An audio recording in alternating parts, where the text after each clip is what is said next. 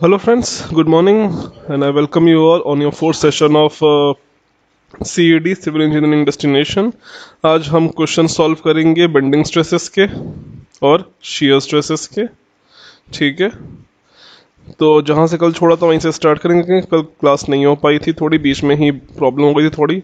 वो OBS कल बीच में ही बंद हो गया था, इसलिए क्लास कल आधी ही रह गई थी। तो आज हम वहीं से स्टार्ट करेंगे। दोनों क्वेश्चन, दोनों ही टॉपिक्स हमें निपटाने हैं, सब्जेक्ट्स निपटाने, दोनों ही काफ़ी इंपॉर्टेंट है।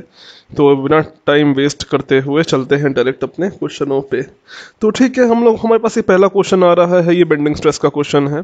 ये हमारा ES का है, ठीक है, इंजीनियरिंग सर्विसेज का क्वेश्चन है। तो देख लेते हैं ये क्या बोल रहा है। तो steel wire of 20 mm diameter, एक स्टील वायर है जिसका डाया कितना दिया गया है, 20 mm, इस bend into a circular shape, उसको एक सर्कुलर शेप में बना दिया गया है जिसका जो रेडियस है वो 10 है, ठीक है, और ई इसका दिया गया है, ई इतना है। मैक्सिमम स्ट्रेस पूछा गया है, तो मैक्सिमम स्ट्रेस पूछा गया है तो इसको सॉल्व कर लेते हैं। हमारे पास बेंडिंग इक्वेशन क्या होती है, मैंने कल बताई थी आपको, M upon I equals to sigma upon Y equals to E upon R. हमारे पास M क्या है यहाँ पे, अब अगर कल थोड़ा रिवाइज कर लेते हैं तो M क्या है, तो M बेंडिंग मोमेंट है, I moment of inertia, sigma stress है, y डिस्टेंस है, E क्या है, E है हमारे पास मॉडुलस ऑफ इलास्टिसिटी, ठीक है, और R क्या है, R रेडियस है। अब इसी इक्वेशन में हम जब वैल्यू रखेंगे तो आंसर मिल जाएगा। अब यहाँ पे गौर फरमाने वाली बात ये है, जो चीज़ नोटिस करने वाली बात है वो ये है कि अब क्योंकि ये अगर सर्कल में बात हो रही है तो इसमें मोमेंट ऑफ इनर्शिया और बेंडिंग मोमेंट का रोल नहीं होगा। तो हमारे पास जो इक्वेशन बचेगी बस इतनी बचेगी, जो क्या है, sigma upon Y equals to E upon R. ठीक है, अब इसमें हम लोग वैल्यू धर देंगे। अब हमें क्या पता करना है, यहाँ पे स्ट्रेस पता करना है। तो स्ट्रेस पता करने के लिए क्या इक्वेशन बन जाएगी, E upon R into Y. ये हमारे पास इक्वेशन बन गई। थोड़ा सॉल्व कर लेते हैं ढंग से, तो सबकी ज़रूरत नहीं है। तो ये हमारे पास इक्वेशन बन गई। अब यहाँ में हमें वैल्यू धर देनी है। ई की वैल्यू क्या दी गई है, 2 into 10 to the power 6 upon R हमें कितना दिया गया है, रेडियस दिया गया है 20 सेंटीमीटर, सॉरी हमें ये दिया गया है, रेडियस दिया गया है with a circular shape of 10, अच्छा रेडियस दिया गया है 10 मीटर का। तो 10 मीटर को कन्वर्ट कर लेंगे तो क्या हो जाएगा, 1000 इंटू आर। अब हमें इसका डिस्टेंस पता करनी है, ठीक है, डिस्टेंस y। अब y डिस्टेंस कितनी होगी, तो देखो यहाँ पे थोड़ी चीज़ समझने वाली है, यहाँ पे थोड़ी सी चीज़ समझने वाली है, ज़्यादा नहीं है। हमारे पास एक वायर थी कितनी की, वायर थी इसकी ये 20 mm डायामीटर की, ठीक है। तो वायर का जो डाया था वो 20 mm था। 20 mm का मतलब है, 20 mm का क्या मतलब है, 2 सेंटीमीटर बोल सकते हैं इसको कि 2 सेंटीमीटर का डाया है। अब ये जो डिस्टेंस है, इसकी जो रेडियस है, ये जो डायामीटर है इसका, ठीक है। अब इसकी डिस्टेंस क्या हो जाएगी, डिस्टेंस 1/2 हो जाएगी। क्यों, क्योंकि एक लंबी सी तार थी, इसको हमने गोल कर दिया। जब इसको गोल किया तो इसकी डिस्टेंस हाफ हो जाएगी ना। जब ये हाफ हो जाएगी तो 2 को किससे करेंगे, 1/2, यानी कि 2 डिवाइडेड बाय 2, यानी कि कितना आ जाएगा, 1। तो डिस्टेंस यहाँ पे कितनी आ जाएगी, 1। ये ही इसमें ट्रिक है। लोग ज़्यादातर क्या करते हैं, डिस्टेंस को 2 रख देंगे और जिसमें आंसर गलत हो जाएगा। लेकिन यहाँ पे जो आपकी डिस्टेंस है वो 2 नहीं जाएगी, वो 1 हो जाएगी। क्यों, क्योंकि अगर इसका डायामीटर 2 है, 2 सेंटीमीटर है, तो जो इसका रेडियस यानी कि जो इसकी एक्चुअल डिस्टेंस होगी, जो इसकी मिड पॉइंट से जो डिस्टेंस होगी, वो कितनी होगी, इसकी रेडियस के बराबर होगी। और इसका रेडियस कैसे आएगा, डायमीटर को 2 से डिवाइड कर दो, जैसे ही आप डायमीटर को 2 से डिवाइड करोगे तो आपकी रेडियस आ जाएगी, और वही रेडियस आपकी एक्चुअल डिस्टेंस होएगी। तो अब अगर हम एक्चुअल डिस्टेंस की बात कर लेते हैं तो एक्चुअल डिस्टेंस क्या आ गई है, 2/2। ठीक है, समझ में आ गया होगा। S20 की मैं बात कर रहा हूँ। S20 को पहले 2 में कन्वर्ट किया, फिर ये 2 इसका डायमीटर था, इसको रेडियस में कन्वर्ट करने के लिए 2 से अलग डिवाइड कर दिया, तो 2/2 हमें आंसर क्या मिला, आंसर मिला 1। हमने 1 को उठा के यहाँ धर दिया, जैसे हमने 1 को धरा इसको सॉल्व कर लिया, तो इसका आंसर क्या आ जाएगा, 2 × 10⁻3। इतना क्लियर होगा, तो इसका आंसर क्या हो जाएगा, इसका आंसर हो जाएगा डी वाला, B is the correct option. ठीक है, यही थोड़े बहुत सवाल होते हैं घुमा देने वाले, जो कि घुमा देते हैं, बच्चा पढ़ के जाता है बट लास्ट मोमेंट पे ही प्रॉब्लम हो जाती है उसको। For a square section bent as shown, the exaggerated view of the deformed cross section is। अब देखो, ये हमारे पास एक बीम है, ठीक है, ये हमारे पास एक बीम है, इस पे क्या लगा, ये इसको ऊपर से बेंडिंग हुई, तो हमें इसका बताना कि इसका क्रॉस सेक्शन कैसे दिखेगा। अब क्रॉस सेक्शन में बता देना चाहता हूँ, जो आपका साइड व्यू होता है ना, उसको हम लोग क्रॉस सेक्शन कहते हैं, CS कहते हैं। ठीक है, और यही मेन होता है। अब जो इसमें क्रॉस सेक्शन बनेगा वो इसका कैसे बनेगा। अब देखो, जब भी कोई बीम एक बार अगर बेंड होती है तो उसमें ऊपर की तरफ क्या आती है, ऊपर की तरफ कंप्रेशन आती है और नीचे की तरफ टेंशन आता है। ठीक है, टेंशन आता है इसीलिए, और जो हमारी कंक्रीट होती है वो हमेशा वीक इन टेंशन होती है। ठीक है, वीक इन टेंशन, इसलिए जब भी हम कोई बीम कास्ट करते हैं या RCC की बीम कास्ट करते हैं तो उसमें ज़्यादातर सरिया जो दिया होता है, रिइंफोर्समेंट दिया होता है, वो हम लोग नीचे ही प्रोवाइड करते हैं, ताकि कंक्रीट टेंशन में वीक होती तो वो जल्दी टूटे ना, सरिया उसका लोड ले ले। ठीक है, इसीलिए हम लोग प्रोवाइड करते हैं। तो वो क्या, चलो वो तो जनरल बात हो गई। अब इसकी बात कर लेते हैं। अब देखो, अगर इसमें नीचे टेंशन आएगी, अगर नीचे इसमें टेंशन आएगी तो जो टेंशन इसका एक्शन है, तो इसका रिएक्शन क्या लगेगा बदले में, रिएक्शन जो इसमें लगेगा वो कंप्रेशन लगेगा। ठीक है, और ऊपर अगर कंप्रेशन आएगा, ऊपर अगर कंप्रेशन आएगा तो उसका जो रिएक्शन आएगा वो क्या आएगा, वो टेंशन आएगा। अब वो टेंशन आएगा तो इसका मतलब क्या है, ऊपर वाली जो ग्रेन्स हैं वो उसे कटने के बाद ही कुछ ऐसा आपको स्ट्रक्चर दिखेगा। ये नहीं दिखेगा, ये उल्टा है, नहीं दिखेगा। स्क्वायर तो ये रहने से रहा। ऑप्शन क्या हो जाएगा, ऑप्शन हमारा सी वाला इज द करेक्ट ऑप्शन। ठीक है, ये हमेशा आप याद रखना, कोई भी अगर कंक्रीट की बीम होती है तो इसमें ऊपर हमेशा कंप्रेशन आती है और नीचे हमेशा टेंशन आती है, और जो हमारी कंक्रीट होती है वो हमारी strong in compression, strong in compression and weak in tension. ये हम आगे RCC में भी पढ़ेंगे। ठीक है, जो हमारी, तो ये एक पॉइंट मैंने आपको बता दिया गया है। इसलिए जब भी कोई बिल्डिंग्स होती हैं तो कॉलम्स चाहे आप जैसे भी उसके कास्ट कर दो, फर्क नहीं पड़ता है, क्योंकि उसमें कंप्रेशन आनी है, कंक्रीट झेल जाती है। लेकिन बीम्स डिज़ाइन करते समय बहुत ही ध्यान रखना पड़ता है कि अगर उनमें कुछ हो गया, टेंशन वेंशन आ गया, वो अगर फेल कर गई तो प्रॉब्लम हो जाएगी, जो बंदा रह रहा है और जो कॉन्ट्रैक्टर है, सभी के लिए। ठीक है, यहाँ तक समझ में आ गया होगा। अब अगर हम आगे बात कर लेते हैं अगले क्वेश्चन के बारे में, over to the next question.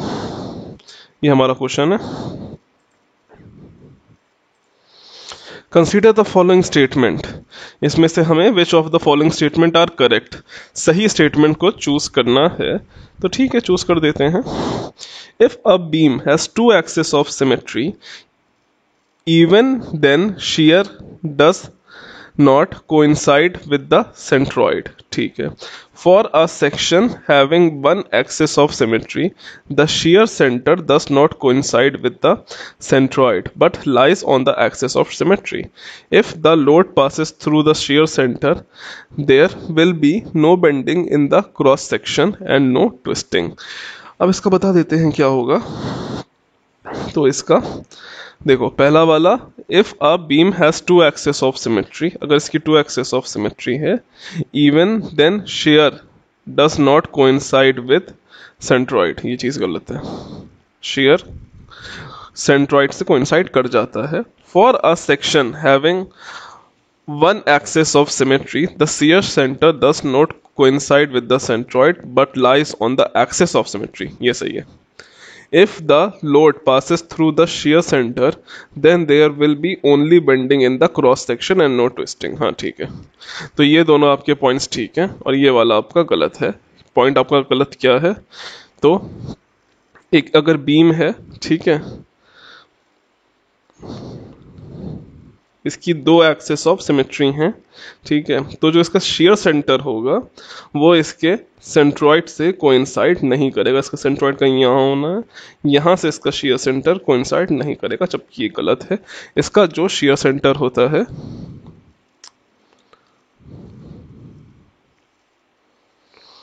नहीं करता है, बट उसके क्या एक्सेस ऑफ सिमेट्री, यानी जो इसका एक्सेस ऑफ सिमेट्री है उसी पे लाई करता है।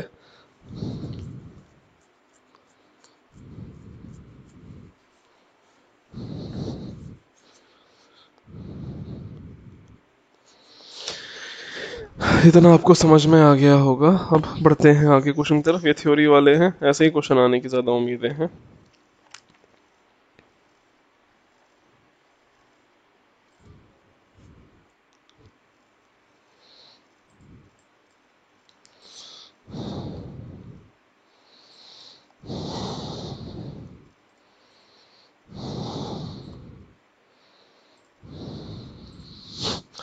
द रेशियो ऑफ, ये पूछा गया है, the ratio of movement carrying capacity, movement carrying capacity of a circular beam of diameter d and a square beam of d is given by, ratio पूछा गया है। तो रेशियो पता करने का मैं आपको सिंपल तरीका बता देता हूं। जब भी कुछ ऐसा दिया गया होता है तो उनके z को कंपेयर कर लेते हैं।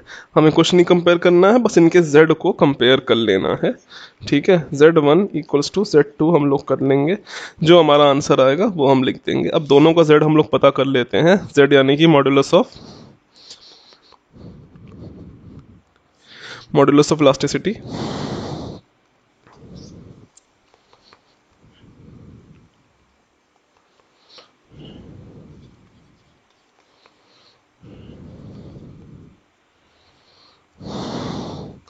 सब इनका z को कंपेयर कर लेंगे तो z कितना होता है सर्कुलर सेक्शन का, तो सर्कुलर सेक्शन का होता है पाई d क्यूब बाय 32, और वहीं हमारे स्क्वायर सेक्शन का z क्या होता है, ठीक है, जो हमारा स्क्वायर सेक्शन का z क्या होता है, स्क्वायर सेक्शन का होता है d क्यूब बाय 6, तो d, तो पाई d क्यूब बाय 32 अपॉन इसका कितना हो जाएगा, तो ये हो जाएगा d क्यूब बाय 6। दोनों को जब हम कंपेयर कर लेंगे तो इसको कट कुटा के जो हमारा आंसर आएगा वो क्या आएगा, वो आएगा 3 पाई बाय 16, तो 3 पाई बाय 16। इसको डायरेक्ट रट लेना, इस पे और कोई सवाल इस किसी और तरीका नहीं बन सकता है, ये आने की उम्मीद है।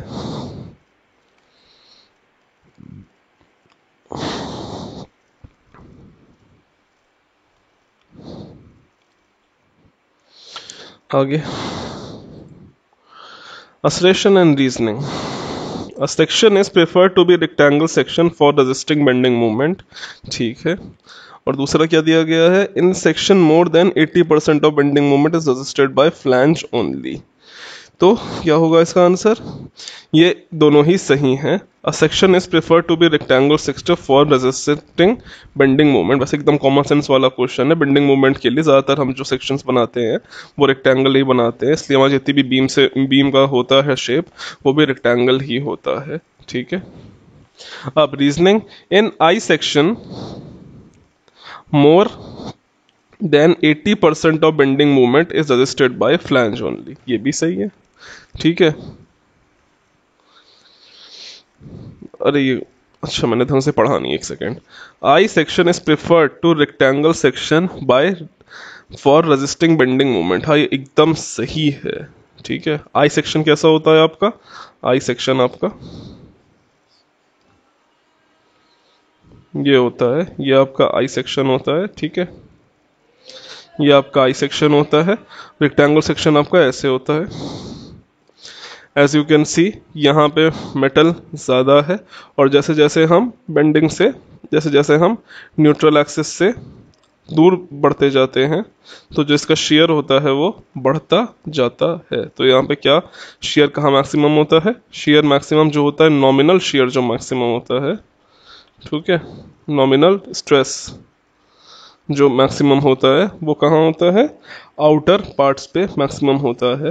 अब क्योंकि आउटर पार्ट्स में मेटल ज़्यादा है, मटेरियल ज़्यादा है, तो ये ज़्यादा स्ट्रांग होगा एज़ कम्पेयर टू दिस। इसमें मटेरियल इवन है तो ये इतना ज़्यादा स्ट्रांग नहीं होगा जितना हमारा ये स्ट्रांग है।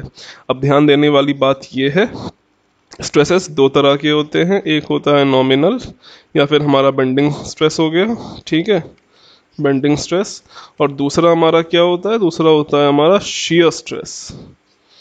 अब दोनों का बस इसी का मेन कॉन्सेप्ट अगर मैं ढंग से समझा दूँ आपको क्या होता है, तो एक होता है बेंडिंग स्ट्रेस, और दूसरा होता है हमारा शियर स्ट्रेस। शियर स्ट्रेस इसको टाउ से सिग्निफाई करते हैं।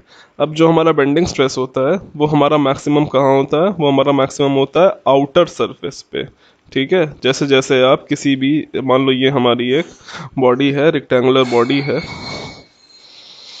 ये हमारी एक रेक्टेंगुलर बॉडी है और ये इसका न्यूट्रल एक्सिस है, ठीक है, न्यूट्रल एक्सिस। तो जैसे जैसे आप इसके दूर जाते जाते हो, जैसे जैसे आप न्यूट्रल एक्सिस से दूर जाते जाते हो, तो आपका बेंडिंग स्ट्रेस बढ़ता जाता है, इंक्रीज। और वहीं जो आपका शियर स्ट्रेस होता है वो आपका डिक्रीज होता जाता है। और शियर स्ट्रेस कहाँ मैक्सिमम होता है? Shear stress is maximum at neutral axis. तो न्यूट्रल एक्सिस पे आपका शियर स्ट्रेस मैक्सिमम होता है, इसीलिए इसका जो वेरिएशन होता है वो कुछ इस तरह से बनता है। आप देख सकते हो यहाँ पे इसका शियर स्ट्रेस यानी कि टाउ मैक्सिमम है और यहाँ पे इसका मिनिमम होता है। तो ये चीज़ें ध्यान देने वाली होती है बेंडिंग स्ट्रेस में और शियर स्ट्रेस में। लोग अक्सर इन दोनों को समझ लेते हैं कि दोनों एक ही चीज़ हैं, लेकिन ऐसा नहीं है। ये बेंडिंग स्ट्रेस अपने में अलग चीज़ है, शियर स्ट्रेस अपने में अलग चीज़ है। ये मैंने आपको थोड़ी सी जानकारी दे दी। अब इस अगर क्वेश्चन की बात कर लेते हैं तो यही कॉन्सेप्ट यहाँ पे भी लगा है। एक आई सेक्शन है आपके पास, ये आपके पास आई सेक्शन है, दूसरा एक रेक्टेंगुलर सेक्शन है। अब आई सेक्शन की बात करें तो इसमें जब हम लोग बाहर की तरफ जाते जाएंगे तो जो इसका बेंडिंग मूवमेंट है यानी कि जो बेंडिंग स्ट्रेस होगा वो बढ़ता जाना है, ठीक है। तो ये ज़्यादा सेफ रहेगी क्योंकि यहाँ पे मेटल ज़्यादा है, यहाँ पे जो मटेरियल है वो हमारा ज़्यादा, यहाँ पे ज़्यादा झेल लेगा। वही जो हमारा रेक्टेंगुलर है, यहाँ पे देखिए सारी सरफेस एक तरह है, इवन है, ठीक है, कहीं पे ज़्यादा नहीं कहीं पे बड़ा नहीं है। तो जितना स्ट्रेस यहाँ पे होगा उतना स्ट्रेस यहाँ पे भी होगा, उतना स्ट्रेस यहाँ पे भी होगा। और इसका स्ट्रेन डायग्राम कैसा होता है? लीनियर बनता है। ये इसका स्ट्रेन डायग्राम है। फिर I section more than 80% of the bending movement is assisted by flange only. हाँ, ये भी सही है। 80% in I section 80% of bending movement assisted by flange only. ये इसके फ्लैंज है, ठीक है, इसको फ्लैंज कहते हैं। और ये बीच वाला जो डंडा है इसको वेब कहते हैं। अब कायदे से आप अगर देखो तो ये भी एक रेक्टेंगुलर ही है। इस रेक्टेंगल में से क्या किया गया है, उन्होंने साइड का मटेरियल चिप आउट कर दिया है, तो एक हमारा आई सेक्शन बन जाता है और कुछ नहीं होता है। इससे अगर कोई अच्छे से समझा दे तब आप मेरे को बताओ। चलो खैर आगे बढ़ते हैं, बहुत सारे क्वेश्चंस हैं। In a simply supported wooden beam under uniformly distributed load a hole has to be made in the direction of width at mid-span to provide a pipeline. From structural strength point of view, it would be advisable to have the hole made at, ठीक है। एक हमारे पास simply supported beam है, ये उसका cross section है, ठीक है, ये हमारे पास एक बीम है, इसमें हमें होल बनाना है। अब पूछा गया है कि वहां पे हमें किस जगह पे होल बनाना है। ठीक है, for structural strength point of view कि इसकी जो स्ट्रेंथ है उस पर कुछ इफेक्ट ना पड़े, हमें कहाँ होल बनाना चाहिए। ऑप्शंस क्या है, एट बॉटम हमें क्या नीचे होल बनाना चाहिए, टॉप क्या ऊपर होल बनाना चाहिए, मिड स्पैन या 1/4 of either side of the point, हमें दोनों के 1/4 से कहाँ बनाना है। अब पॉइंट टू बी नोटेड ये है कि अक्सर इसे लोग ऐसे समझ लेते हैं कि मान लो ये हमारा है तो हमें इसमें छेद ऐसे बनाने हैं, तो नहीं, छेद इसमें ऐसे नहीं बोल रहा है, छेद इसमें सीधा बोल रहा है, यानी कि आपको यहाँ पे छेद बनाने हैं। ठीक है, छेद आपको बीच में कहीं बनाना है। बीच में अगर बनाओगे तो ये कैसे दिखेगा, तो मान लो ये हमारा एक है, तो इसमें ये कुछ आपको ऐसा जाते हुए दिखेगा, तो ये अपने ही एक्सिस में छेद बन जाएगा। अब कॉमन सेंस की बात है, जब भी किसी की स्ट्रेंथ बढ़ाई हमें बराबर रखनी होती है तो हम हमेशा उसके मिड स्पैन पे छेद करते हैं, मिड स्पैन पे ये होल करते हैं, क्योंकि मिड स्पैन पे क्या होता है, मिड स्पैन पे हमारा जो बेंडिंग स्ट्रेस होता है, बेंडिंग स्ट्रेस होता है वो मिनिमम होता है। ठीक है, मिड स्पैन पे बेंडिंग स्ट्रेस मिनिमम होता है, इसीलिए हम लोग बीच में ही छेद करेंगे। तो इसका आंसर क्या हो जाएगा, C option, mid depth.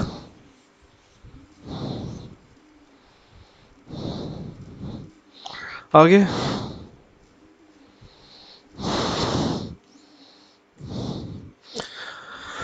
A cantilever of constant depth carrying a uniformly distributed load on the whole span to make the maximum stress at the section at all section the same, the breadth of the section of a distance x from free end should be proportional to। ठीक है, यह हमसे पूछा गया है कि कितने distance पे इसको एक कैंटिलीवर है, कैंटिलीवर है, अ cantilever of constant depth carrying a uniformly distributed load. A cantilever है जिसकी एक कांस्टेंट डेप्थ है। ठीक है, ये एक कैंटिलीवर है, इसकी कांस्टेंट डेप्थ है, इस पे एक क्या रखा गया है, यूनिफॉर्मली डिस्ट्रीब्यूटेड लोड, इस पे एक यूडीएल लगा हुआ है, यानी कि एक दीवार बनी है।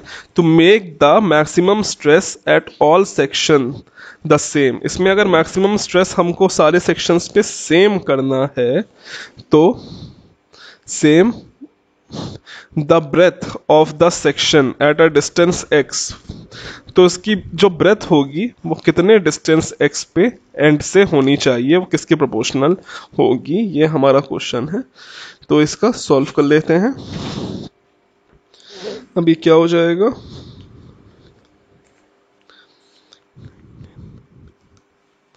अब हमें पता है जो हमारा ये होता है वो BD²/6 होता है। अब अगर इसको मैं कहूँगा डायरेक्ट इसको याद कर लो, इसका जो आंसर होगा वो x² होना है, x² के प्रोपोर्शनल होता है।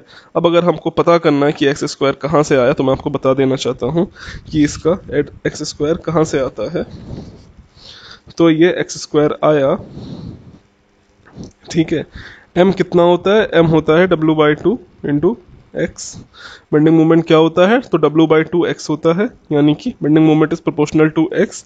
अब अगर bending moment is proportional to x है तो bending moment is also proportional to x²। तो आंसर कितना आ जाएगा, x² आ जाना है। ठीक है,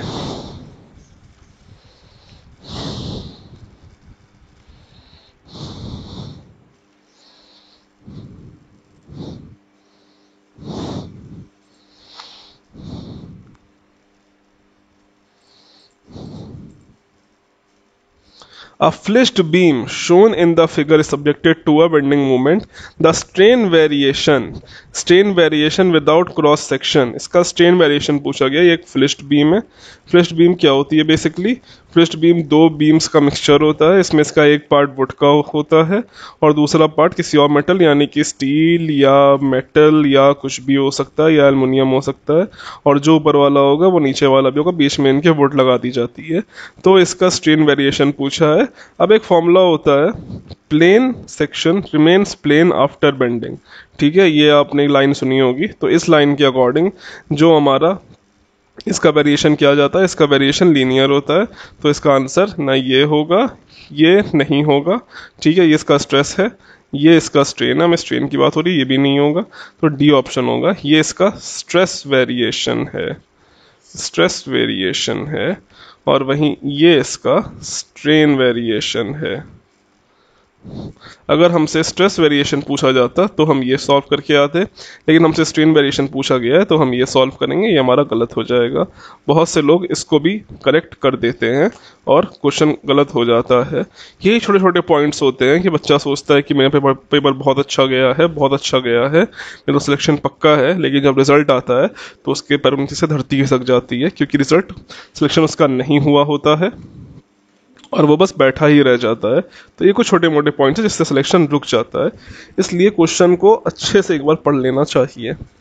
a section, next question, a section of flexural strength of two beam of a square cross section. The first beam is being placed with its top and bottom sides horizontally, and the second beam being placed with diagonally one diagonal horizontal is। कुछ नहीं, flexible rigidity का पूछा गया है। इसमें हमें साफ कहा गया है कि एक बीम है उसको स्क्वायर तरीके से रख दिया गया है, फिर दूसरी बीम में उसी को डायमंड बना के रख दिया गया है। तो उनकी मॉड्यूलस प्लास्टिसिटी पे क्या अंतर पड़ेगा? कुछ नहीं, ये इसका अगर 1 है, इसका 1 है, तो इसका क्या हो जाएगा, इसका हाफ हो जाएगा, क्योंकि ऊपर से कट जाता है। ठीक है, इसलिए सेक्शन मॉडुलस निकालने के लिए कट जाता है, कहते हैं ना वो क्या होता है, लिवर आर्म। यस, हाँ, या इसको काट देते हैं, इसको जब काट देते हैं तो इसका लिवर आर्म क्या होता है, लिवर आर्म ज़्यादा हो जाता है। जब लिवर आर्म ज़्यादा हो जाएगा तो ये इसका मूवमेंट कम हो जाएगा, बेंडिंग मूवमेंट कम हो जाता है। तो बेंडिंग मूवमेंट अगर इसका 1 है तो इसका कम होकर कितना हो जाएगा, तो ये √2 हो जाएगा, आधा हो जाएगा। ठीक है, तो इसका आंसर हो जाएगा डी वाला। इसको डायरेक्ट याद कर लेना, इस पे डायरेक्ट क्वेश्चंस आते हैं, ये सब चीज़ें डायरेक्ट याद करने वाली होती हैं, ना कोई बैठ के इतना सॉल्व करता है ना कुछ होता है। अगले क्वेश्चन की तरफ, two beam place directly over each another, two beam, one placed directly over the other from total moment of resistance equal to the sum of moment of individual section if in beam the transverse section which were plane before bending remains plane after bending as well। ये तो एकदम सही है, plane section remains plane after bending। इसका असरेशन देख लेते हैं। Two beams, one placed directly over the other have a total moment of resistance equal to the sum of moment of resistance of individual beam। ये थोड़ा मुझे इसमें trick लग रही है, एक सेकंड इसका बता रहा हूँ।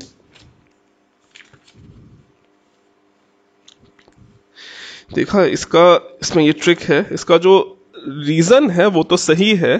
ठीक है, कि plane beam in bending transverse section which were plane before remains plane after bending, ये एकदम सही है। लेकिन जो इसका आसरेशन है वो गलत है। क्या? Two beams, one placed directly over the another have total moment of resistance equal to the sum of moment of resistance of individual beam। नहीं, ये नहीं है। यानी कि इसमें अगर दो बीमें दी गई हैं, एक ये बीम है, एक ये बीम है, और एक दूसरी हमारी अगर फ्लिश्ड बीम दी गई है, तो दोनों की moment of resistance MOR same है। ऐसा क्या होगा? तो ऐसा नहीं होगा, ऐसा नहीं होगा। MOR को ही Z कहते हैं। पिछले एक सवाल था उसमें मुझे थोड़ी कंफ्यूजन हो गई थी कि Z को कहते क्या हैं, तो Z को MOR यानी कि मोमेंट ऑफ रेजिस्टेंस कहते हैं, जो कि स्क्वायर का रेक्टेंगल का कितना होता है, BD3/6। ठीक है, तो इसका आसरेशन गलत है, रीजनिंग एकदम सही है। ठीक है, तो ये कुछ चीजें आपको पता होनी चाहिए। आसान क्वेश्चन था ये, सच में आसान क्वेश्चन था। Next,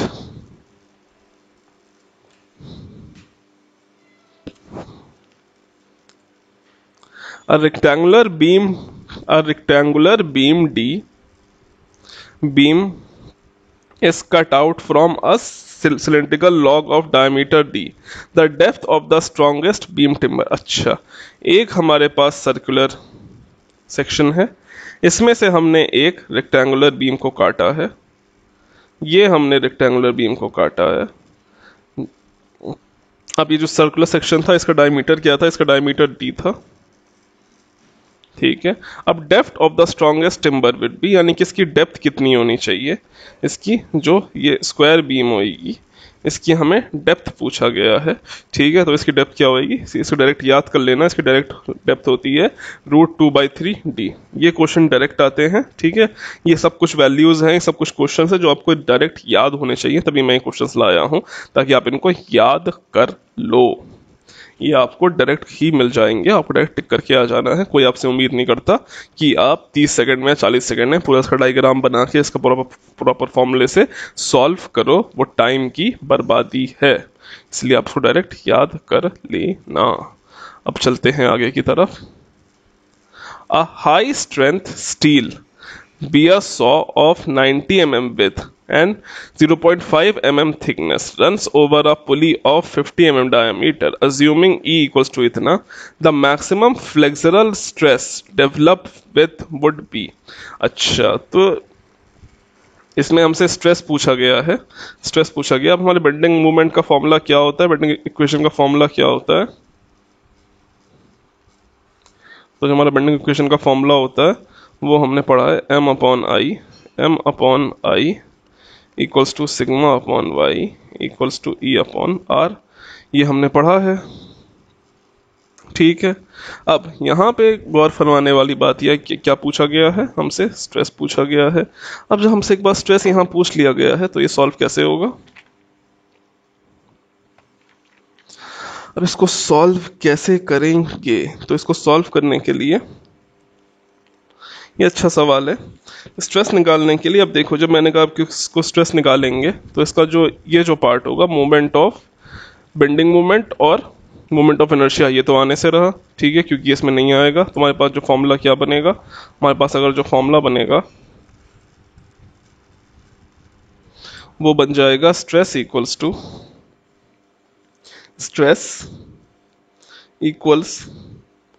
to E/R into Y. अब y क्या है, y हो जाएगी डिस्टेंस। अब हम सारे फॉर्मूले रख देंगे। अब हमने क्या निकाला, अब हमारे पास E कितना दिया गया है, E दिया गया है 200 इंटू 10 टू द पावर 3, ठीक है। अब हमारे पास R कितना दिया गया है, तो R इसमें दिया गया है, डायमीटर को 2 से डिवाइड कर देंगे तो हमारे पास रेडियस आ जाएगी। अब हमारे पास इसमें डिस्टेंस कितना दिया गया है, तो डिस्टेंस 0.5 दिया गया है। अब डिस्टेंस अगर क्वेश्चन देख लेते हैं एक बार, थोड़ी कंफ्यूजन हो रही है, हाँ ये रहा। Assuming as a pulley of a saw the high strength and width इतना है। अच्छा, थिकनेस इसकी 0.25 दी गई है, ठीक है। तो थिकनेस, तो डिस्टेंस कितना हो जाएगा, डिस्टेंस हो जाएगा 0.5/2, क्योंकि जो डिस्टेंस होगी वो इसकी हाफ पे लगती है ना, हाफ पे लगती है, तो 0.5/2 हो जाएगा, ठीक है। और जो हमारा रन्स ओवर है, डायमीटर कितना दिया गया है, तो हमारे पास डायमीटर दिया गया है, डायमीटर 500 डायमीटर दिया गया है। तो जब हम इसे कन्वर्ट कर लेंगे तो डायमीटर को भी 2 से डिवाइड कर देंगे, तो 500 डिवाइडेड बाय 2। अब हाँ, अब समझ में आ गया। अब इसकी वैल्यू हम लोग सारी धर देंगे फॉर्मूलों में। इसी कॉन्सेप्ट पे पहले भी क्वेश्चन करवा चुका हूँ। ये हो जाएगा 200 इलास्टिसिटी 200 GPa, तो 200 इंटू 10 टू द पावर 3 यानी कि 1000 मल्टीप्लाइड बाय डिस्टेंस। डिस्टेंस कितनी है, 0.5/2 डिवाइडेड बाय R। रेडियस कितना दिया गया है, तो रेडियस दिया गया है 500 डिवाइडेड बाय 2। तो इसको हम सॉल्व कर लेंगे, कट्टापिट्टी कर लेंगे, तो इसका आंसर क्या आ जाना है, आंसर आ जाना है 200 MPa 200 मेगापास्कल। तो आंसर हो जाएगा B, तो 200 MPa। यहाँ तक समझ में आ गया होगा। Over to next question please. Flashed beam, ये फ्लैश्ड बीम का कॉन्सेप्ट है, ठीक है। तो जल्दी करेंगे। For a flashed beam shown in the above figure 1 and 2, ये 1 है ये 2 है, of the same value bending moment stress in timber, इसका जो बेंडिंग मोमेंट का स्ट्रेस होगा वो कितना होगा। तो देखो बेंडिंग मोमेंट यानी कि इसका मोमेंट ऑफ इनर्शिया हमको फाइंड करना है MOR, ठीक है। तो बेंडिंग मोमेंट इन स्ट्रेस, तो बेंडिंग मोमेंट, इसका जो बेंडिंग मोमेंट होगा वो कम होगा और इसका बेंडिंग मोमेंट ज़्यादा होगा, इसका ज़्यादा होगा।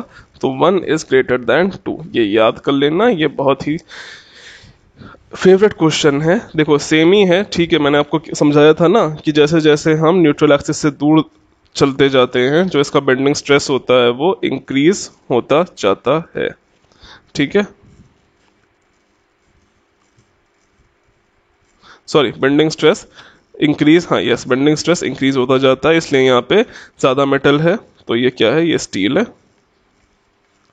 और दूसरे में आप देख सकते हो ये ज़बरदस्ती की बनाई हुई है, ऐसा रियलिटी में नहीं होता है, रियलिटी में क्या प्रैक्टिकल में भी ऐसा नहीं होता है, ठीक है। तो इसमें तो आप देख सकते हैं ऊपर कोई सपोर्ट नहीं है, साइड में है, लेकिन साइड में हमें क्या फ़र्क पड़ता है, साइड से तो न्यूट्रल एक्सिस से पास कर ही रहा है, तो इसमें कुछ खास फर्क नहीं पड़ेगा, तो ये ऊपर से बहुत जल्दी क्रैक हो जाएगा, तो ये बेकार हो जाएगा।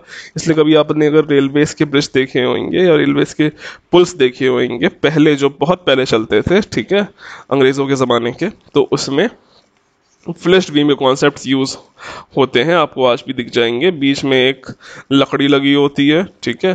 अब बीम कभी देख लेना, कभी ब्रिजेस पे, वहाँ पे बीम्स में बीच में वुड होती है, लकड़ी होती है, और उसके ऊपर से इन्होंने एक मेटल की स्ट्रिप ऊपर नीचे से चिपका के उसको बनाया होता है। तो ये स्टील की होती थी, या स्टील की ज़्यादातर चलाते थे, दोनों का आपस में ये लोग फिर जॉइंट कर देते हैं ग्लू से या नट बोल्ट से या बिट से करके, इसको एज अ बीम इस यूज़ करते थे। तो तब की ये टेक्नोलॉजी थी। फ्लैश्ड बीम अब हालांकि पुराना कॉन्सेप्ट हो चुका है, ज़्यादा इस्तेमाल नहीं होता है, हमारे पास इतने ज़्यादा अलॉयस आ चुके हैं, ज़रूरत नहीं है अब इनकी, लेकिन फिर भी अब है तो हम पढ़ लेते हैं, क्वेश्चन में आता है। Next question, a simply supported beam of constant width carrying a depth with varying depth and uniform strength is subjected to a center concentrated load. The depth of the beam D at the distance x from one of the support is proportional to, ठीक है। a simply supported beam है, a simply supported beam with constant width, इसकी जो with है वो constant है, जो इसकी डेप्थ है वो वेरी कर रही है, एंड यूनिफॉर्म स्ट्रेंथ, इसकी स्ट्रेंथ यूनिफॉर्म है, is subjected to a concentrated load, उस पर एक लोड लगा हुआ है concentrated. The depth of the beam, जो बीम की डेप्थ है वो dx है, ठीक है। The depth of the beam is dx, ये इसकी dx डेप्थ हो गई है। At a distance x from support is proportional to, अब किसके प्रोपोर्शनल टू होगा, तो m किसके बराबर होता है, m इक्वल्स टू होता है w/2x। तो हमें एक चीज़ यहाँ पे देखनी पड़ेगी कि m is proportional to x, तो m, अब m का फॉर्मूला क्या होता है, तो bd होता है bd²/6। तो अगर m is proportional to b तो m is proportional to also d, but m is proportional होगा तो x इज प्रोपोर्शनल टू क्या है, तो d is proportional to x की पावर 1/2, हाफ हो जाएगा, स्क्वायर इस तरफ जाएगा तो ये अंडर रूट हो जाएगा, तो अंडर रूट हो जाएगा तो x ये आ जाएगा, अंडर रूट x आ जाएगा, तो अंडर रूट x को आप लोग क्या लिख सकते हैं, x की पावर 1/2, आंसर हो जाएगा A। इतना क्लियर हो गया होगा, आगे बढ़ते हैं।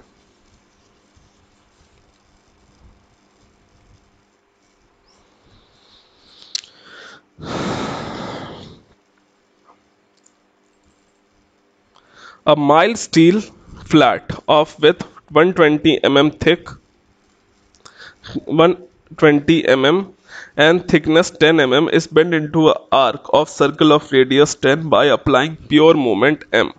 If E is the इतना, if E modulus of elasticity इतना, then the magnitude of the pure movement M. इसमें हम हमसे बेंडिंग मूवमेंट पूछ लिया गया है, तो इसका भी सेम बेंडिंग इक्वेशन लगा देंगे। बेंडिंग इक्वेशन लगाने के बाद M upon I equals to E upon R हो जाएगा। ठीक है, अब हमें सारी वैल्यूज दे दी गई हैं। थिकनेस इतना है, थिकनेस इतनी है इसकी। इसे सॉल्व कैसे करेंगे? तो इसे सॉल्व करने के लिए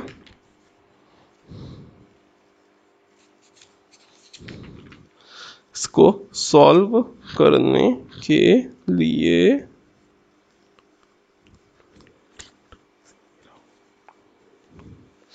तो ये है।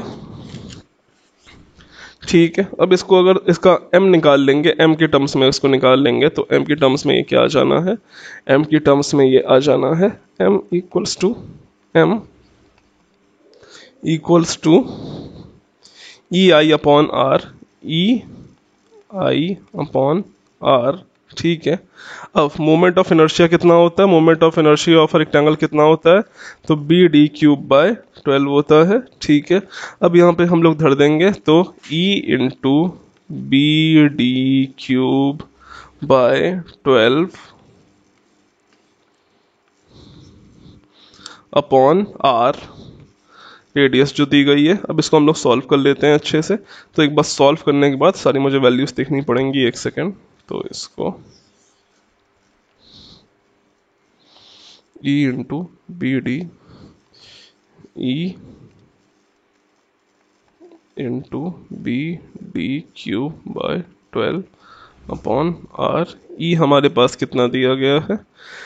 ई है 2 into 10 to the power 5 into B, with कितनी दी गई है? विथ 120, थिकनेस दी गई है 10 का cube by 12 divided by R. Radius कितना दिया गया है? 10 मीटर। तो 10 into 10 to the power, metre को हम लोग mm में जब कन्वर्ट करेंगे तो ये कैसे कन्वर्ट होगा? तो 10 into 10 to the power 4, 10 into 10 to the power, metre है ना, 3। इसको जब हम लोग सॉल्व कर लेते हैं तो इसका आंसर क्या आ जाएगा? इसका जो आंसर आ जाएगा वो आ जाएगा, इसका आंसर आ जाएगा B, 2 into 10 to the power 5। इसको सॉल्व कर लेना। ठीक है, आगे बढ़ते हैं।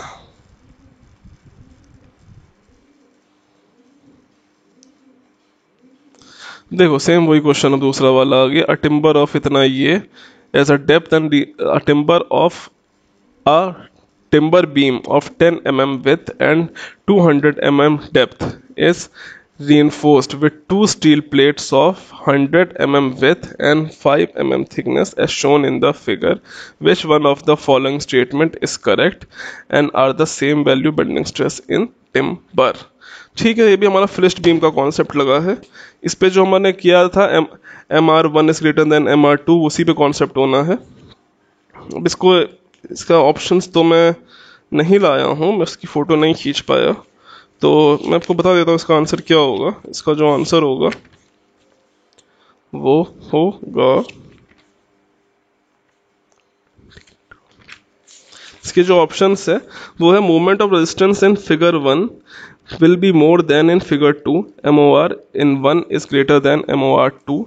ठीक है, इसका जो आंसर होगा वो होगा MOR, moment of resistance MOR, यानी कि Z1 is greater than Z2। तो जो इसका Z1 होगा इससे ग्रेटर होगा, तो इसका ज़्यादा होगा, इसका कम होगा। ठीक है, तो MOR1 is greater than MOR2, क्योंकि एज यू नो मैंने आपको पहले भी 100 बार बता चुका हूँ, फिर से बता देता हूँ ताकि आपको याद हो जाए एक बार कि बेंडिंग स्ट्रेस जैसे जैसे हम न्यूट्रल एक्सिस से दूर जाते हैं बढ़ता जाता है। ठीक है, बेंडिंग स्ट्रेस जैसे जैसे हम न्यूट्रल एक्सिस से दूर जाते जाते हैं तो वो बढ़ता जाता है, और क्योंकि यहाँ पे मेटल दिया है तो इसको सपोर्ट कर लेगा। बाकी अगर हम इस तरफ जाएंगे तो इसमें इसके न्यूट्रल एक्सिस पे ही इन्होंने मेटल दे दिया है और यहाँ पे बेंडिंग स्ट्रेस मिनिमम होता है, तो कुछ फर्क नहीं पड़ेगा। अगेन मैं बेंडिंग स्ट्रेस की बात कर रहा हूँ, ना कि मैं शियर स्ट्रेस की बात कर रहा हूँ। मैं बेंडिंग स्ट्रेस की बात कर रहा हूँ, ना कि शियर स्ट्रेस। बेंडिंग स्ट्रेस यानी कि moment of inertia, moment of resistance, MOR यानी कि Z1। शियर स्ट्रेस क्या होता है? शियर स्ट्रेस हमारा टाउ होता है, याद रखना ये बात। Again next question.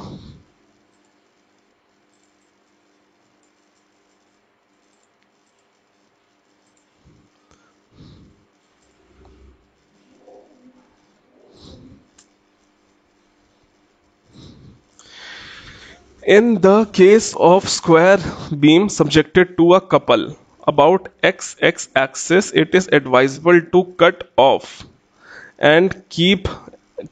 the edge and keep the section as shown in the figure because अब हमारे पास एक जो ये सेक्शन होता है, ठीक है, डायमंड सेक्शन को ऊपर से इतना हिस्सा कट करने को बोल देते हैं। अब ये क्यों बोल देते हैं?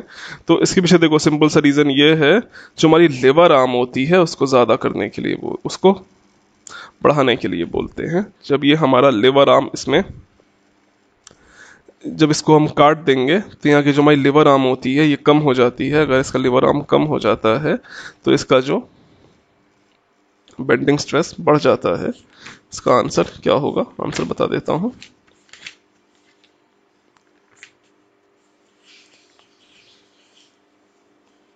To increase the section modulus, इसका क्या इंक्रीज करने के लिए कर देते हैं? इसका सेक्शन मॉड्यूलस को इंक्रीज करने के लिए कर देते हैं, यानी कि जो Z होता है Z को इंक्रीज कर देते हैं। अगर यानी कि जो इसकी लिवर आर्म है, लिवर आर्म डिक्रीज होगा, ठीक है। जब लिवर आर्म डिक्रीज हो जाएगी, देखो पहले इसकी लिवर आर्म इतनी थी, ठीक है, ये इसकी लिवर आर्म थी, फिर अब हमने इतना हिस्सा काट दिया। जब हमने इतना हिस्सा काटा तो इसकी लिवर आर्म अब बस इतनी रह गई।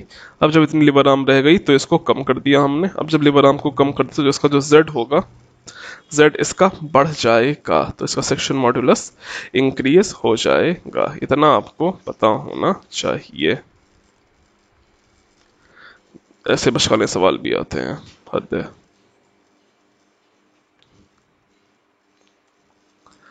Which of the following consider is the derivative of formula? Which of the following points are considered while deriving the formula? ठीक है, हमें कौन कौन से पॉइंट्स को डिराइव करना पड़ता है? M/I equals to sigma upon Y equals to E/R। ये इसकी बेंडिंग इक्वेशन है। इसमें कौन कौन सी चीज़ों को हमें ध्यान देना पड़ता है? तो टाइप ऑफ मेटल, अच्छा। ट्रांसवर्स शियर फोर्स, नहीं। The shear stresses in the remaining principal direction, नहीं। Z sigma 1 equals to sigma Z equals to tau XY equals to tau ZX equals to 0, ये हाँ सही, इसका तो ध्यान देते हैं। लीनियर वेरिएशन ऑफ स्ट्रेन, हाँ ये भी होता है। अब कायदे से अगर मैं आपको बताऊं तो 1 को भी होना चाहिए था, टाइप ऑफ मटेरियल भी हमारा होना चाहिए था, क्योंकि हम लोग देखते हैं कि type of material should be homogeneous, isotropic, ठीक है, ये सब प्रॉपर्टी भी देखी जाती है मटेरियल की।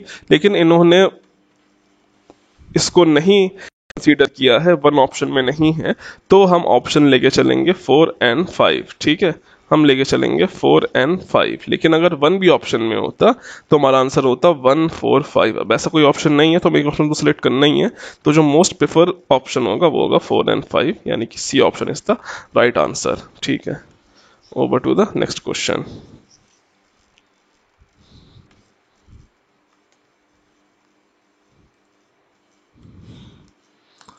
For section having a symmetry, for a section having a symmetry of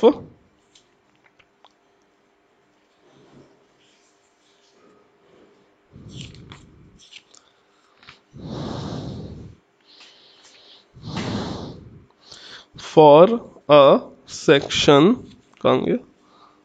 for a section having an axis of symmetry, there will be no twist if loading axis coincide with the symmetrical axis. The plane of loading contains the bending axis. ठीक है, इसका क्या होगा answer देख लेते हैं एक बार।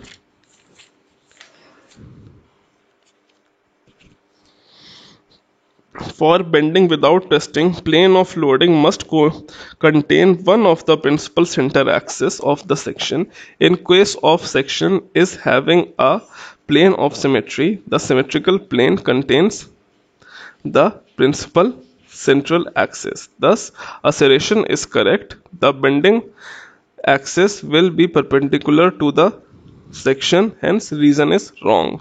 तो जो इसका assertion है वो करेक्ट है, रीजन गलत है. For a section having an axis of symmetry there will be no twisting if the loading axis coincide with symmetrical axis. हाँ जी ठीक है, ये इसका सही है. अब जो रीजन है the plane of loading contains the bending axis, ये गलत है. यहां तक समझ में आ गया होगा. अब आगे बढ़ते हैं. ये इसका दूसरा है असरेशन रीजनिंग वाला, ये भी हम लोग देख लेते हैं फटाफट. ये हमारा क्या होगा,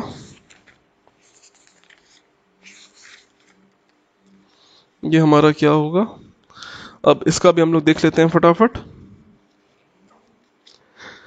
A fixed a beam of fixed length for and a beam of fixed length and for given weight of a material, a rectangular cross section provides the greater possible moment of resistance. ठीक है, ये इसका assertion है. Reasoning क्या है, in a beam of I cross section more material is positioned near the outer fiber representing region of greater stress and hence is stronger than beam of rectangular cross section. Reason तो एकदम सही है इसका.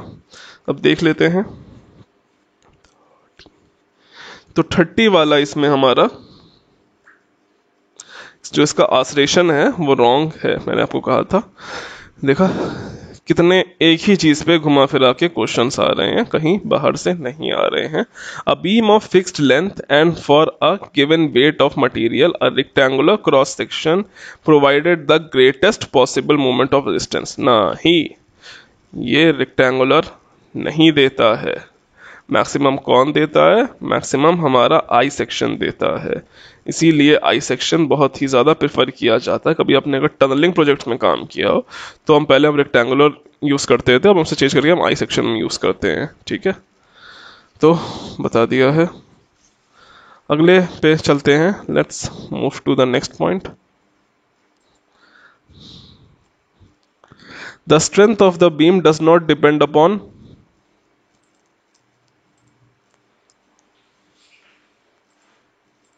the strength of a beam excuse me the strength of the beam does not depend upon section area provided if depend upon the deposition of the section area is relation of to its neutral axis. इसका आसरेशन है, ये इसकी reasoning है. दोनों के बारे में देख लेते हैं फटाफट देखेंगे. टाइम की अब कमी है, ज़्यादा लंबी वीडियो हो जाती है तो वो अपलोड नहीं हो पाती है. पता नहीं क्यों, बहुत टाइम लेता है मतलब अपलोड करने में. बहुत जल्दी में लाइव क्लासेस भी, कोशिश तो थी कि लाइव क्लासेस ही करें, लेकिन अब वो नहीं हो पा रही हैं. खैर बात करी है ब्रॉडबैंड की, बहुत जल्दी वो भी लग जाएगा. नाउ इसकी जो रीज़न है वो सही है. ठीक है,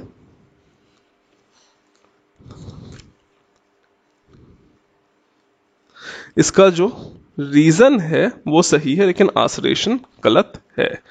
the strength of a beam does not depend upon the section area provided. सवाल ही नहीं पैदा होता, ये इसका गलत ही होना है. अगर सेक्शन एरिया पे नहीं होगा तो और किस पे होगा. तो हम लोग ये तब से रेक्टेंगल और ये आई सेक्शन क्यों खेल रहे हैं, हम लोग पागल थोड़ी हैं.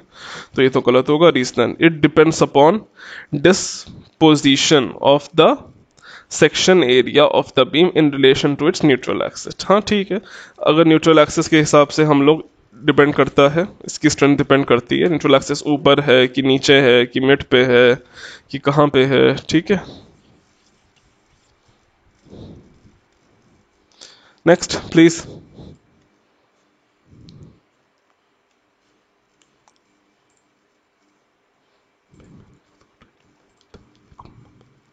Match the following. Match the following करना है हमें। Match the following assumption in the theory of bending, simple bending, ठीक है। Match following with the correct options, इतना इतना इतना, तो इसकी मैच द फॉलोइंग भी कर लेते हैं। इसका डी होगा आंसर। डी क्या होगा, तो इसका जो ए है, ए का 3 जाएगा। Assumption in the theory of simple bending, external fibre पे। Assumption in the theory of simple bending कहाँ होता है, एक्सटर्नल फाइबर पे, ठीक है। बी का 4 जाएगा, यानी कि the point eight which the bending moment is maximum for any cross section area, the cross section is circular, ठीक है। The point eight which the bending stress is 0 for any cross section area, bending stress कहाँ पे 0 होती है, neutral axis. The point in the cross section through which the neutral axis passes, neutral axis कहाँ से हमेशा पास करता है, centroid से। कितना आसान था, समझ में आ गया होगा, ठीक है।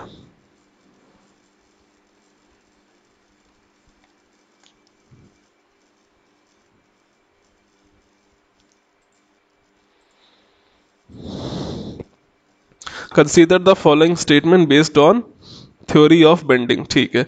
Strain developed in any fibre is directly proportional to the distance of fibre from the neutral surface, सही है, तभी तो लीनियर जाता है। For flexural loading the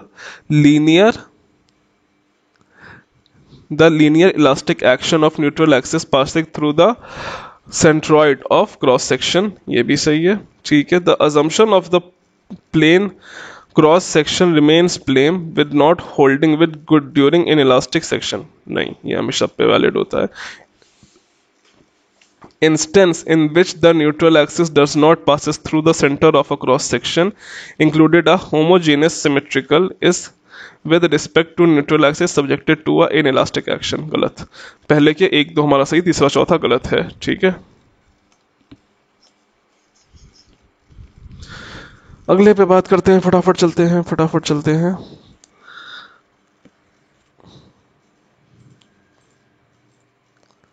A beam of same cross section area throughout its length, इसका I इतना दिया गया है, and it's subjected to a bending moment इतना दिया गया है, E इतना दिया गया है। What is the radius of curvature?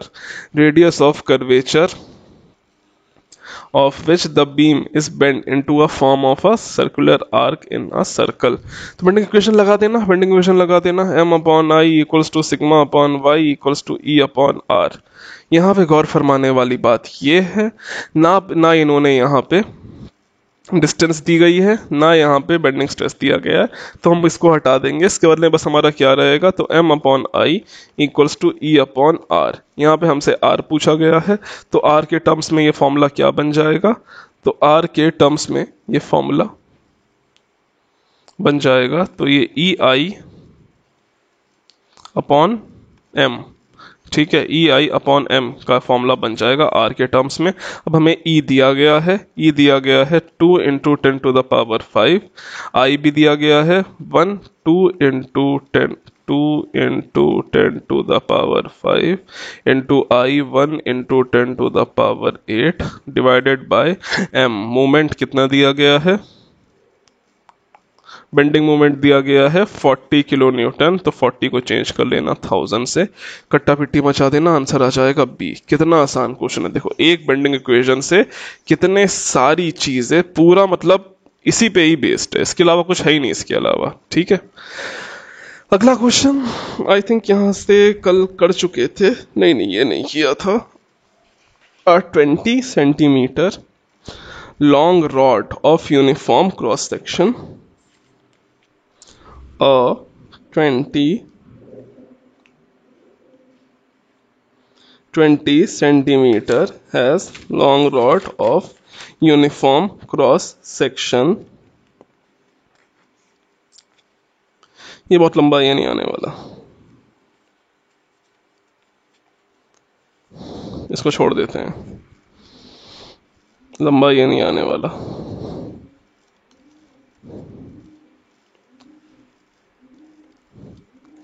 Next, a cantilever beam of T cross section carries a uniformly distributed load. What does the maximum magnitude of the bending stress occur? एक T beam है यहाँ पे, एक T beam है. T beam कैसे बनती है? तो T बीम हमारी ऐसे होती है, ये एक हमारी T बीम है. A cantilever T beam of uniform of T cross section carries a uniformly distributed load. इस पे एक UDL लगा है. Where does the maximum magnitude of the bending stress occur? इसमें maximum bending stress कहाँ पे होगा? तो bending stress कहाँ होगा? जहाँ पे इसका न्यूट्रल एक्सिस पास करेगा. इसका जो न्यूट्रल एक्सिस होगा वो कहाँ से पास करेगा? अप से पास करेगा, क्योंकि ये ऊपर यहाँ पे फ्लैंज है, ज़्यादा मेटल है, तो न्यूट्रल एक्सिस ऊपर खिसक जाएगा. अगर इसका न्यूट्रल एक्सिस ऊपर खिसक जाएगा तो जिसका मैक्सिमम बेंडिंग होगा, मैक्सिमम बेंडिंग स्ट्रेस इसका कहाँ पे अकर करेगा? बॉटम में अकर करेगा, क्योंकि ये डिस्टेंस ज़्यादा है और ये डिस्टेंस कम है. ठीक है, तो यहाँ पे अकर करेगा, यहाँ कहीं पे अकर करेगा. तो इतनी चीज़ें याद रख लेना, बाकी आसान है. Compare to the, jump to the next question.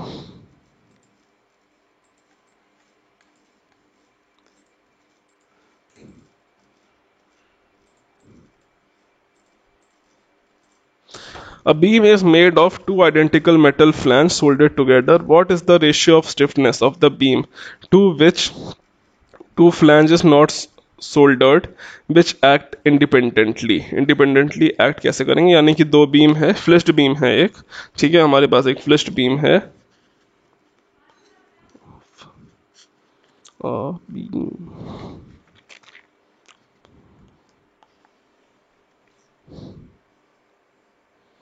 ये फ्लिश्ड बीम है, ठीक है.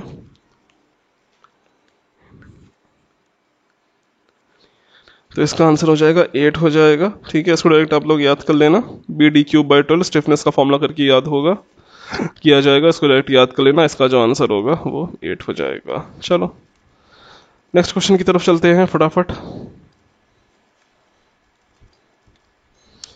ऐसा करते हैं, शेयर स्ट्रेस का मैं शाम तक डाल दूंगा. ठीक है, शेयर स्ट्रेस का भी तो नहीं हो पाएगा, उसका शाम तक मैं डाल दूंगा.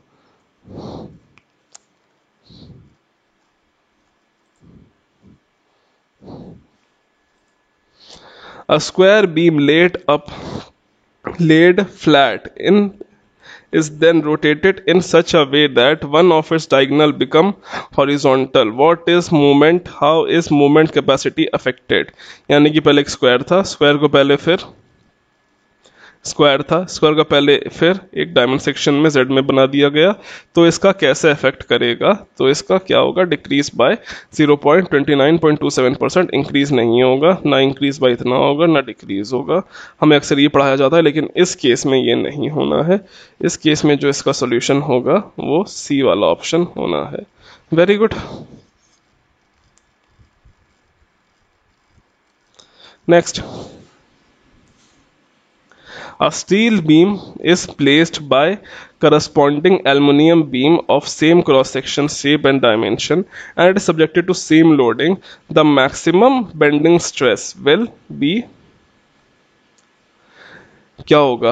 Unaltered, increase, decrease, varying in portion of the modulus of elasticity. क्या है? A steel beam is replaced by corresponding aluminium beam of same cross section, shape and dimension and is subjected to the same bending. The maximum bending stress. अच्छा, bending stress क्या होगा? कुछ नहीं होगा, क्योंकि देखो जो बीम है वो पहले जितने की थी अभी वो उतनी की है, बस उसका मेटल चेंज हो गया है. पहले स्टील था, स्टील को हटा के अब एल्युमिनियम पे आ गया है, और टाइप ऑफ मेटल यहाँ डिपेंड नहीं करता है. हमें उसके क्या पूछा गया है? बेंडिंग स्ट्रेस पूछा गया है. तो जैसे पहले वो बेंड कर रही थी, अभी भी वो वैसे ही बेंड करेगी. बस शर्त इतनी होगी कि पहले वो अगर कम बेंड कर रही थी, अब थोड़ी ज़्यादा करेगी, या अब ज़्यादा कर रही थी तो वो कम करेगी. लेकिन जो उसमें स्ट्रेस आएगा उसमें कोई चेंज नहीं होगा. स्ट्रेस दोनों में बराबर ही आना है. ठीक है.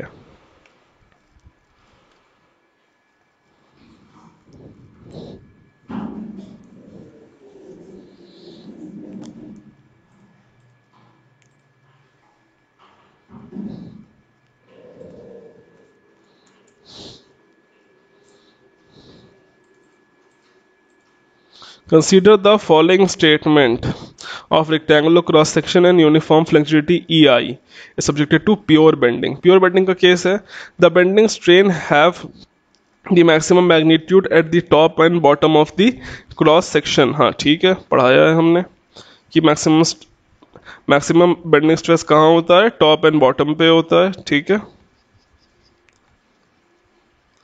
The maximum stress very linearly through the depth of the cross section. हाँ ये भी सही है, स्ट्रेन स्ट्रेस का वेरिएशन क्या होता है, लीनियर होता है.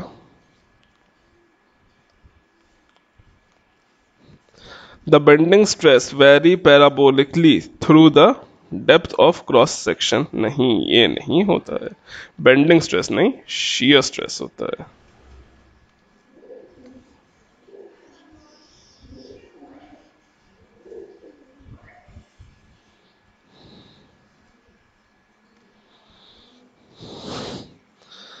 अगर हम दूसरे की बात कर लेते हैं, two beam carry equal load simply supported and having a depth but beam A is double the width of compared to that of E. The ratio of strength of the beam A to the B is 2. Ratio कितना हो जाएगा, ratio हो जाएगा 2.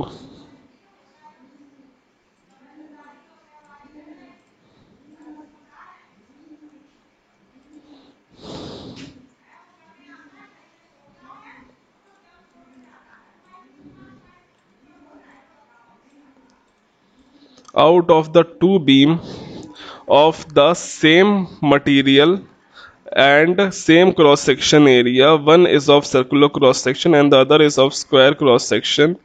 If each of these is subjected to bending moment of same magnitude, then तो square section would be more economical than circular section. ठीक है. Both section would be equally strong. Both section would be equally economical. Circular section would be less economical than that of circular section. ठीक है.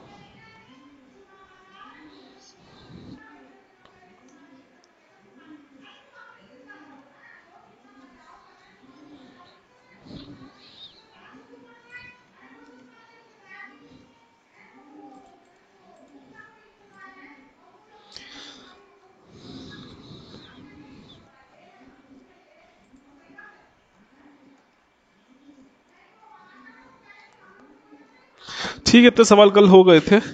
बाकी ठीक है, आज को मैंने आपको सॉल्व कर दिया है बेंडिंग स्ट्रेसेस का. बेंडिंग स्ट्रेसेस का ये सेशन है हमारा, आज के लिए इतना ही रखते हैं.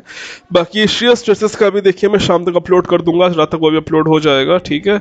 और कल हम लोग कॉलम और टेंशन मेंबर कॉलम और ट्विस्टिंग, यस ट्विस्टिंग स्टार्ट करेंगे. कॉलम ट्विस्टिंग याद करेंगे और कल ही इसका डीएन कर देंगे. परसों से आपका स्ट्रक्चर एनालिसिस स्टार्ट हो जाएगा. सो आज के लिए इतना ही. कोई प्रॉब्लम होती है कमेंट कर देना. So thank you and God bless you all of.